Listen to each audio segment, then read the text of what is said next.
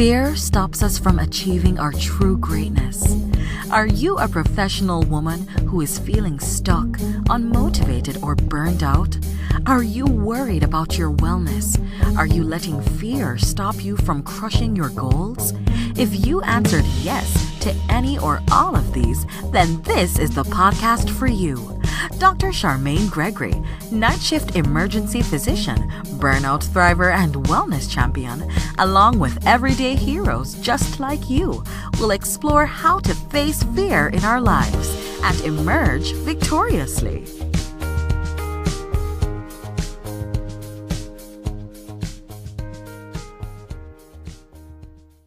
Hello, Fearless Freedom family. We are extremely excited today because we have an amazing female physician. Her name is Dr. Andrea Paul, and she is a physician turned entrepreneur and is also the co-founder and chief medical officer of BoardVitals. And BoardVitals is extremely important because it is a health and medical education company that helps healthcare professionals prepare for certification exams. And if you're in the field, you absolutely know that this is something that is crucial because we're constantly having to maintain certification and do all the things that come along with making sure we're providing excellent care to our patients by doing continuing education. So, Dr. Paul, let's tell the audience about you and what you are up to. Sure. So yeah, as you said, I started out on a kind of traditional path. I went to medical school at Michigan State, and I think, kind of realized in medical school that I had some interest in, pursuing some entrepreneurial ventures. I had some small kind of businesses and tutoring and such at that time, and really started even from when I was a younger child. And so found it a little difficult to choose a specialty, and eventually settled on doing a prelim year to kind of sort that out, and eventually realized I probably wanted to just take a chance and pursue a business idea that I had while I was actually a resident, and that's sort of how BoardVitals was born. So the idea came about in about 2012, and decided to let my residency program know that I was going to kind of take some time to try and hash out the idea and see if it was something that could work. I guess the rest is sort of history from there. I met a co-founder and grew the company, and we started in medical specialties and actually expanded into really all of healthcare. So we have education programs and continuing ed for everything from surgical tech, rad tech, nursing, all the way, through the various physician specialties, dental, podiatry. And so it's been, we've had some pretty tremendous and rapid growth. And wow, I'd say so. That's pretty awesome. Yeah, it's been quite an adventure. And last, I guess, 2018, we actually got to make it onto the Inc. 500 list, which was pretty exciting. Whoop, whoop. It's been really fun growing a team and seeing sort of an idea turn into something, and a scary leap to take from clinical to non-clinical, but I think it's it's the right fit for me and sort of my interests. So that's what I've been up to, and we were actually acquired in late 2016. So I'm still with the company, but yeah, so it's been quite a roller coaster and fun way. Okay, so now there are a couple of things that you touched on that you have got to elaborate on. So you have to definitely elaborate on a couple of things. The first thing that is of great interest to me personally, I'm sure others who are listening, is how an idea that sounds like it started when you were a medical student got germinated and to the point where you were actually able to, get it off the launching pad during residency, which is a notoriously challenging time for physicians because, you're in the middle of learning your craft, you're an apprentice, you're just absorbing all this information, kind of like you're standing at a fire hydrant of knowledge. And how did you find that wherewithal within you to get things moving, get that idea moving during that time?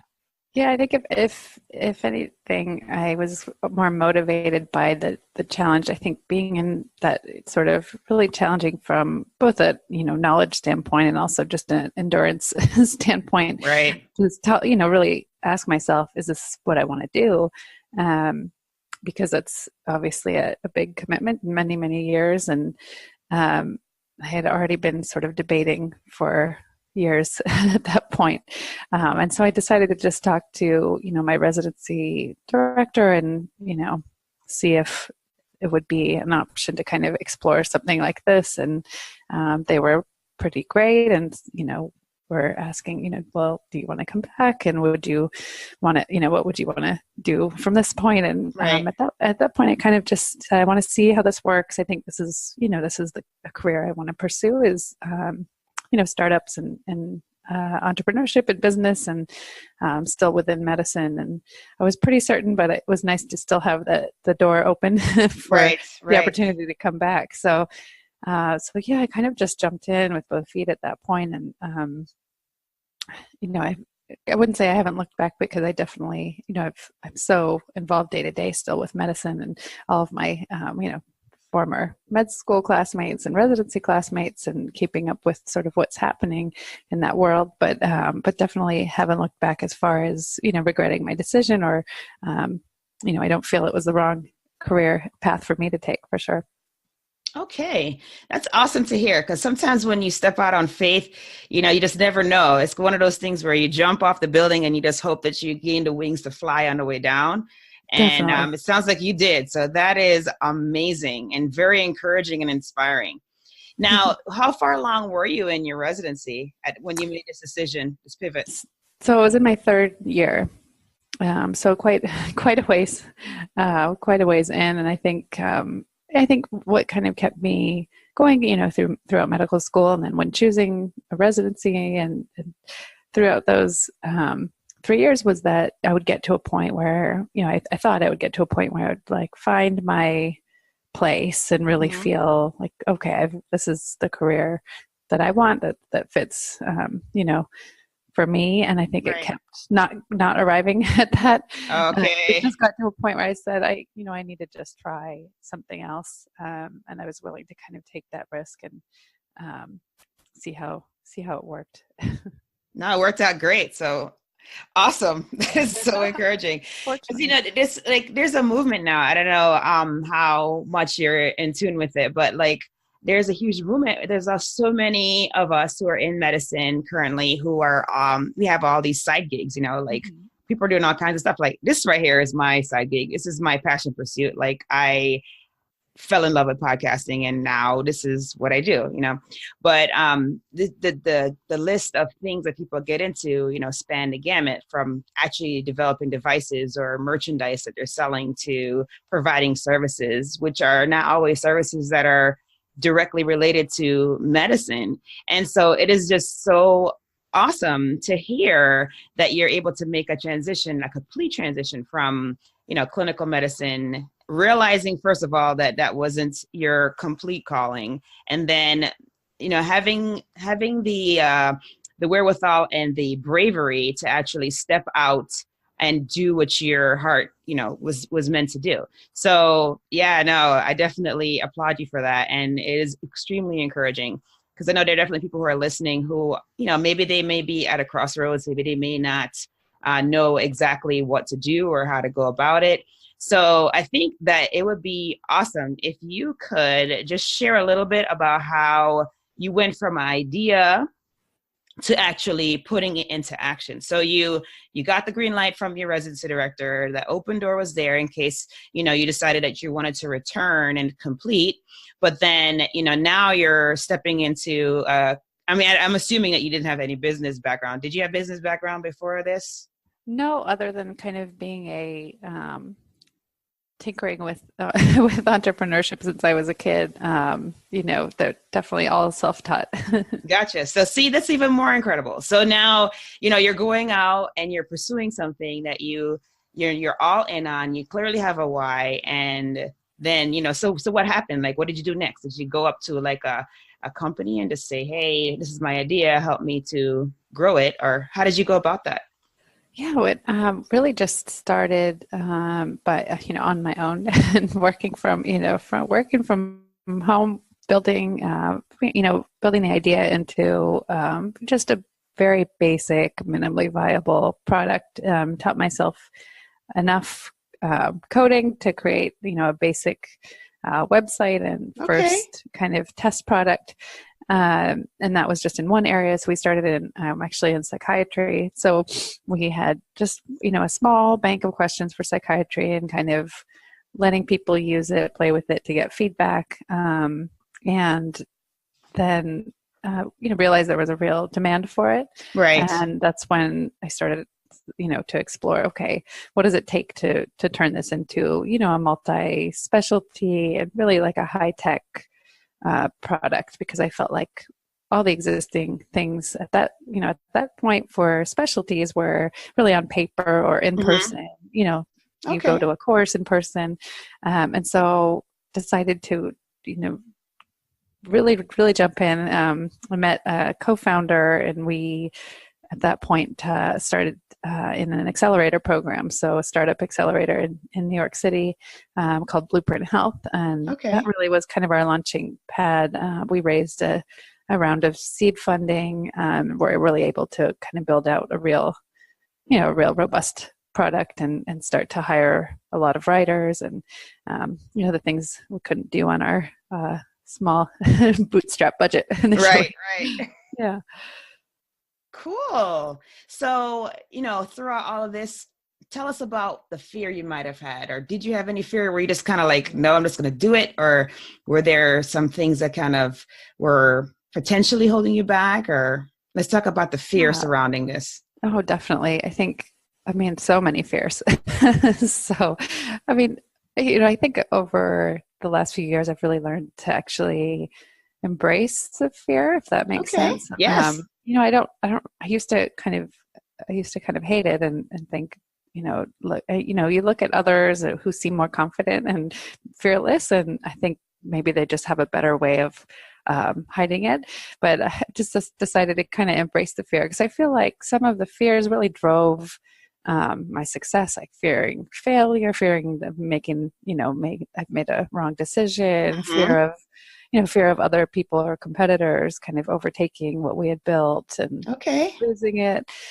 And so all of those kind of kept me super alert and maybe hyper vigilant. So I guess for me, I guess I experience fear more like a motivator than an inhibitor, but I think it depends on, everyone's different. And I think for some people, fear can freeze them.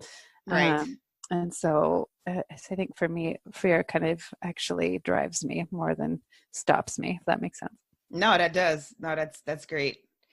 So what do you think was the major lesson or an important lesson that you're willing to share that this experience, this journey, because it's a pretty intense journey that you were on. I mean, you started something from ground zero and you grew it into something fabulous.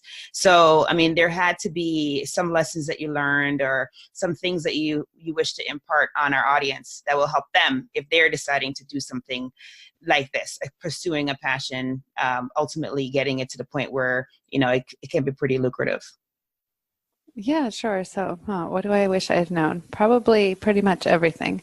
But if I had to pick a couple of things, probably just to trust my instincts more and just feel more confident. I think a lot of people starting a business or starting something new they haven't done before probably feel lost and underqualified, like I did. And I think probably some people are just better at faking it. So I wish I'd embraced that a little bit more. And just said, told myself that, most people out here don't really know what they're doing and haven't done exactly what they're trying to do before. So that's probably one of the bigger things. And then just, I was surprised by, and I think this has changed a lot, but just there's not a whole lot of support out there, I think, especially within the physician community, for people doing things or pursuing things that aren't, traditional clinical medicine. I think now with a lot of Facebook groups and networks, there's a lot more support. to help each other succeed. But I think I really learned that, like, how important that is, and how Yes. much I want to, dedicate my time going forward to helping other physicians, especially physician entrepreneurs, and female physician entrepreneurs in particular, because I feel like they have, need more support than anyone. But that's the truth. So yeah, I think just realizing, how much networking and support systems within your community are valuable, and without strings attached, just kind of straight up wanting to help each other for the Right. for the whole group to succeed, kind of thing. Right. Yes, Yeah. that whole thing. I mean, it's such an interesting concept that I don't think that people realize, and they don't always grasp it. It's kind of like, the mentality where you are competing and trying to hold the other person down.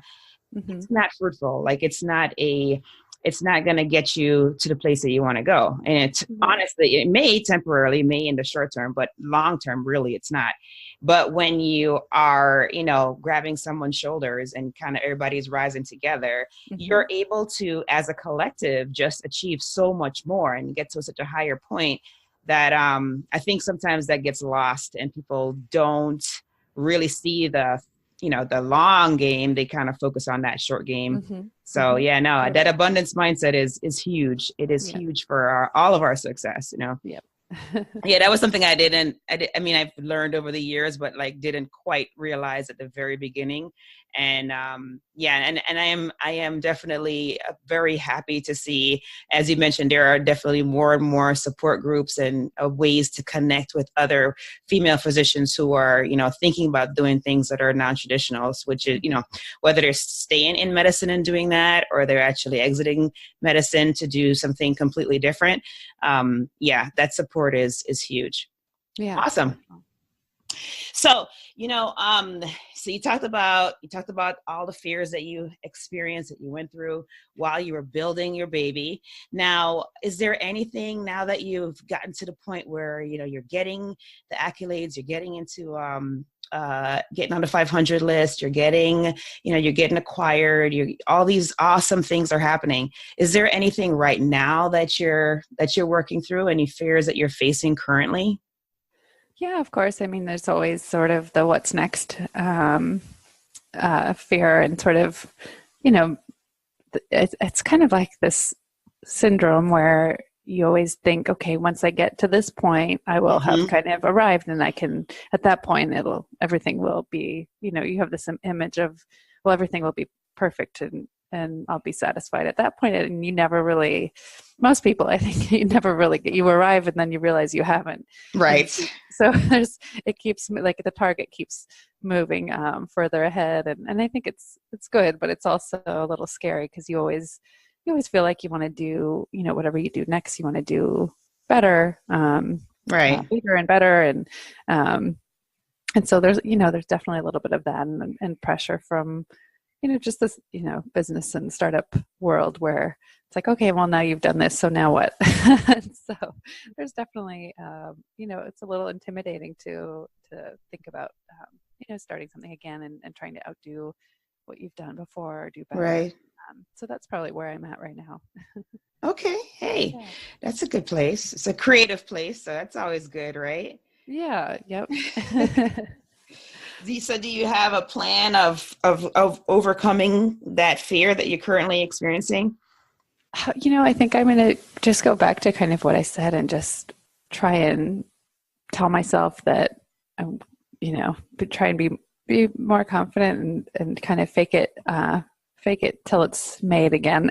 Right. So just, I think there's so much of success, and just being able to see things through, is just not kind of feeling like you're lost, and kind of driving yourself forward, and being confident about it. So that's going to be my strategy. Awesome. So if you, so currently, is there a way for, or do you wish for folks to get in contact with you? Oh yeah, definitely. I'm happy to. I spend quite a few hours every week just talking to physicians and also just female entrepreneurs in general who are looking to, start a business or do, do something different or innovative with some of their time or all of their time. And I'm totally happy to talk to anyone. I love kind of helping generate ideas and work through problems with businesses or any kind of ideas. So I'm happy to do that. And probably the easiest way is just to find me on LinkedIn. Okay. And then I can, I'm happy to set up a time. I've gotten quite busy doing this, which I don't mind at all. I'm sure you are. Because as I mentioned, it's just one of my goals. I want to be part of helping see the success of other people doing things like this. So, I don't charge anything or expect anything from doing this other than, I just want to be someone I didn't have, I guess, when I was starting. Well, paying it forward. That's like priceless. Yeah. Well, I hope it's helpful to people. So yeah, definitely. Just Andrea Paul on LinkedIn and add me and can message and set up a time to chat if anyone is looking for some guidance or support. Awesome. And I'll be sure to put that in the show notes so that they can have that as well. Thank you so much for taking the time to talk to us and sharing your story, because it is a pretty awesome story. Oh my goodness. Thanks so much for having me. Oh, I'm so glad you came on. But you can't take off without doing our fill in the blank. Oh, okay. That's how we round out every show. So this is our little tradition. All right. So here I'm going to give you 3 sentences, and I would love it if you could fill in the blank. So the first one is, to me, fearless freedom means. I guess I would say embracing your fear. Okay. Okay. Okay. Awesome. And then if I am fearless, I will. If I am fearless, I will succeed. Awesome. And then last but not least, my battle cry is. Okay. So I guess mine is more of kind of a mantra because, starting a business or working on anything really is kind of a roller coaster. And absolutely. Days where you feel like you're on top of the world. Mantra, yeah, no worries. I think, there are days where you feel on top of the world and other days you feel like it's all worthless. And so I always tell myself, to hold on, but let go, if that makes sense. So hold on because it's going to go back up, but kind of let go of the things you can't change, if that makes sense. Yes, no, that's awesome. That is like a gem right there because, there are so many moments when you're like, oh my goodness, is this worth it? But like you said, you got to let go and let the process happen, right? Because, the moment that you decide that you're going to walk away usually is that day before the greatness occurs. So you just got to stick with it. Totally is. So, the one thing that we didn't find out was, what were you doing your residency in? Oh, so I had started in internal medicine. So I did my prelim year in internal medicine, and then I had switched to pathology for the next 2 years. Oh, okay. Yeah. Awesome. Awesome. So you know what? Thank you so much, Dr. Paul, for taking the time out to talk with our audience and chat with me. Yes, thank you so much. And you are going to have an awesome day. I just know it. Oh, thank you. I hope you do too. All right. Thank you for joining us today on this journey. Fear is all around us. It strives to stop us from achieving our greatness. We have the tools to be overcomers. By sharing our stories, supporting each other, and doing self-reflection, we can do this. If you found value in this conversation today, please be sure to subscribe to and share this podcast with your friends. By going to your favorite podcast platform, leaving a review and a 5-star rating, you will help to get the word out about it. And that is much appreciated. Thanks again for spending time with us. I appreciate your time and your attention. It is my hope that you will punch fear in the face today and that you will be strong, be brave, and unleash your greatness.